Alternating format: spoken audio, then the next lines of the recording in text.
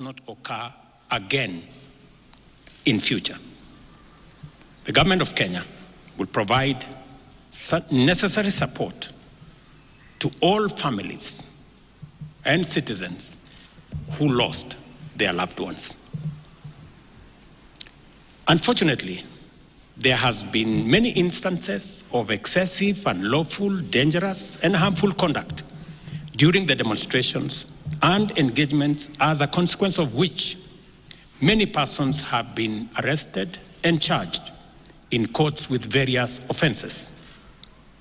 I urge the criminal justice agencies to take effective measures and ensure that people who may have been innocently caught up on the wrong side of things and those not implicated in crimes be released and charges against them withdrawn. This will enable the agencies to focus their resources, efforts, and time in investigating and prosecuting serious criminal elements who took advantage of peaceful demonstrations to advance a dangerous agenda of lawlessness, anarchy, and mayhem. It is important that these suspects are brought to book and that they are prosecuted to the fullest extent of the law. I also take this opportunity to affirm the constitutional authority and duty vested on our national security institutions to protect our country against internal and external threats to sovereignty, to lives of our people, our rights, freedoms, property, peace, stability, and prosperity, as well as our collective national interest. Consequently, I call on the National Police Service to use its mandate responsibly, professionally, and effectively in full compliance with the Constitution, with a view to promoting the national objectives of Article 238, 239, and 244 of our Constitution.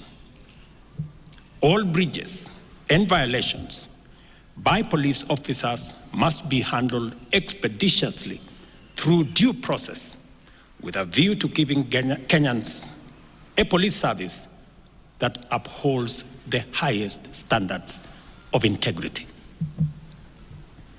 As citizens of this great nation, we all have a duty to balance our rights and responsibilities at all times, so that the legitimate exercise of our rights and freedoms does not undermine our broader aspirations to remain a civilized, democratic, and peaceful country governed under the rule of law and institutions of governance for the benefit of all of us.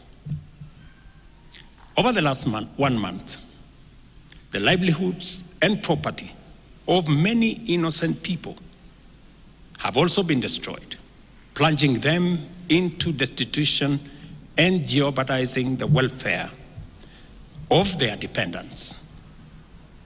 The government of Kenya will equally take measures to support these Kenyans on the path to recovery of their businesses.